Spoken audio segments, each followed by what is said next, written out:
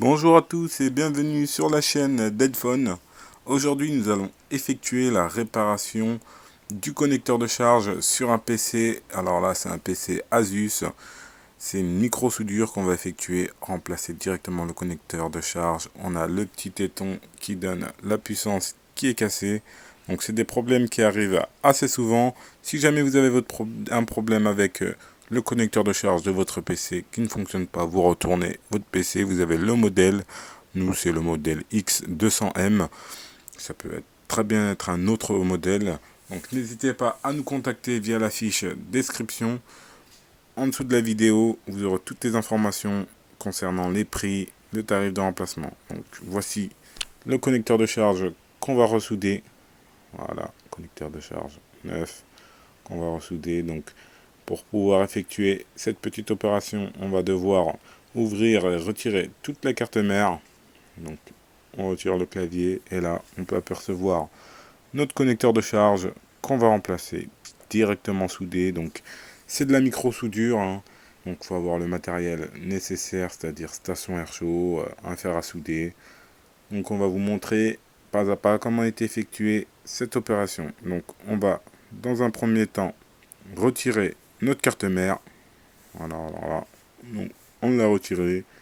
Elle est retirée, on a maintenant notre petit connecteur de charge qu'on va remplacer. On peut apercevoir à l'intérieur que le petit téton est vraiment cassé, il n'y a vraiment plus de petit téton. Donc on va effectuer la micro soudure en le remplaçant par notre nouveau connecteur de charge. Donc si jamais vous savez effectuer de la micro soudure, vous pourrez très bien commander la pièce sur notre site internet deadphone.fr. Donc on applique un peu de flux tout autour de la pièce afin de pouvoir la dessouder plus facilement. On monte ensuite le tout en température.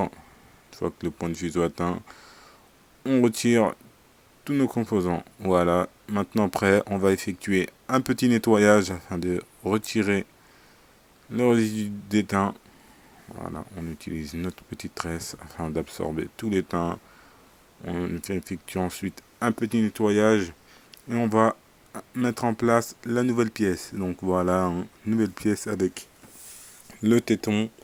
Donc on se met en place, on a l'ancienne pièce, le téton manquant. On est maintenant prêt. On calibre bien la pièce. On l'insère dans les petits trous. Voilà, on est bien dans les petits trous. Ensuite, on va appliquer un peu de flux tout autour de la pièce. Voilà. On en met un peu partout. On maintient la pièce et on va ressouder le tout à l'aide de notre petit fer à souder.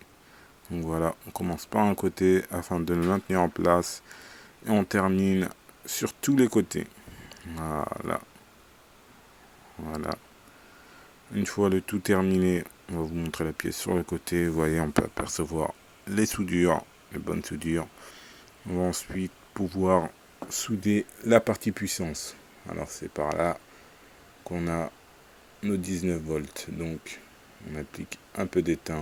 Voilà, une fois le tout ressoudé, on va effectuer un petit nettoyage avant de réinstaller notre carte mère sur notre châssis. On effectue un petit nettoyage. Donc voilà, nettoyage terminé. Notre ancien connecteur HS avec le téton de manquant et notre nouveau connecteur directement ressoudé sur la carte mère. On va ensuite pouvoir réinstaller la carte mère directement sur le châssis. Voilà, on va la prendre, on la met sur le châssis, on installe le tout, donc on va vous passer le tout, hein. Voilà, une fois que le tout est installé, on va pouvoir effectuer un petit test. Donc on insère notre chargeur, alors toujours lorsque vous insérez votre chargeur sans forcer, et là on a la petite LED orange qui s'allume. Donc on va allumer le PC, vérifier qu'on a bien les témoins au niveau de notre écran. Donc si jamais vous avez un problème avec votre connecteur de charge de votre PC ou tout simplement il bug, il faut adapter une situation afin de pouvoir le recharger. N'hésitez pas à nous contacter si jamais vous ne trouvez pas le tarif de votre PC sur internet.